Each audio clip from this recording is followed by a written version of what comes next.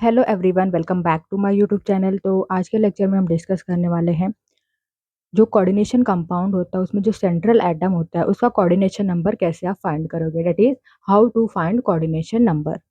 तो आपको फॉर्मूला याद रखना है कोऑर्डिनेशन नंबर निकालने के लिए, that is number of ligand into density. तो डेंसिटी आप कैसे निकालोगे, डेंसिटी क्या होता है। सो डेंसिटी देखिए, the number of loan pair of electron donated bye ligand is called density. मतलब जो लिगेंड होता है वो लिगेंड कितना loan pair of electron donate कर सकता है, ठीक है, वो डेंसिटी होता है।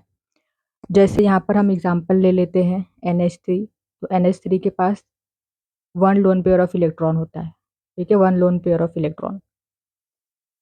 तो ये क्या कर सकता है, ये जो NH3 मॉलिक्यूल है ये अपना एक lone pair of electron donate करके किसी भी मेटल एटम के साथ कोऑर्डिनेट बॉन्ड बना सकता है। मतलब हम यहाँ पर कह सकते हैं कि ये एक ही साइड से अटैक कर सकता है। तो डेंसिटी क्या होगी, 1।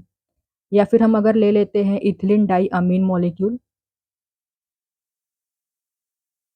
CH2 CH2 NH2 NH2, यहाँ पर है दो लोन पेयर ऑफ इलेक्ट्रॉन। तो ये जो इन का मॉलिक्यूल है ये दो साइड से अटैक कर सकता है। देखिए अपना ये जो दो लोन पेयर ऑफ इलेक्ट्रॉन है ये डोनेट कर सकता है किसी भी मेटल एटम को।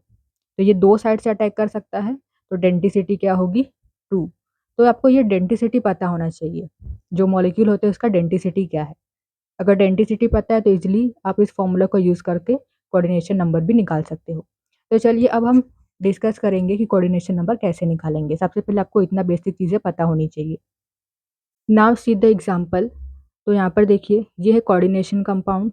इसमें हमें क्या करना है, ये जो सेंट्रल एटम है इसका हमें फाइंड करना है कोऑर्डिनेशन नंबर। तो कोऑर्डिनेशन नंबर के लिए फॉर्मूला आप देखिए यहाँ पर है number of ligand into density.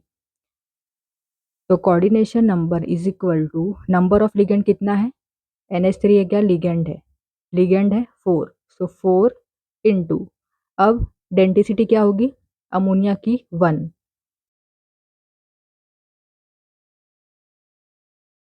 तो कोऑर्डिनेशन नंबर कितना मिला यहाँ पर 4। देन सी दिस वन, निकल का कोऑर्डिनेशन नंबर क्या होगा। So coordination number is equal to carbonyl कितने हैं 4, कार्बोनिल क्या लिगेंड है, number of ligand 4, so 4 into, अब ये जो कार्बोनिल है ये एक lone pair of electron donate कर सकता है, यानी कि ये एक ही साइड से अटैक कर सकता है। तो डेंसिटी होगा 1। तो coordination number is equal to 4। Then see the next example. तो कोऑर्डिनेशन नंबर निकालेंगे सेंट्रल एटम का। तो यहाँ पर सेंट्रल एटम क्या है, सेंट्रल मेटल एटम आयरन। तो नंबर ऑफ लिगेंड EDTA एक ही है, सो 1 इंटू EDTA का डेंसिटी क्या होगा 6, क्योंकि ये 6 lone pair of electron donate कर सकता है। तो coordination number is equal to 6। Then see this one, ये जो कोबाल्ट है इसका कोऑर्डिनेशन नंबर निकालना है। तो coordination number is equal to, अब यहाँ पर दो लिगेंड है इन एंड H2O।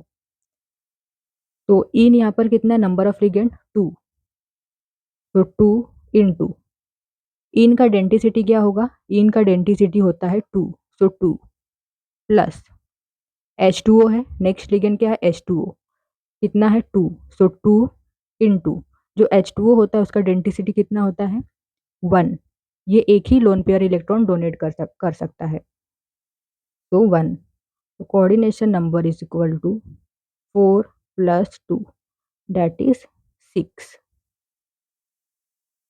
तो इस तरीके से आप किसी भी कंपाउंड में जो सेंट्रल एटम होते हैं उनका आप इजीली कोऑर्डिनेशन नंबर निकाल सकते हो।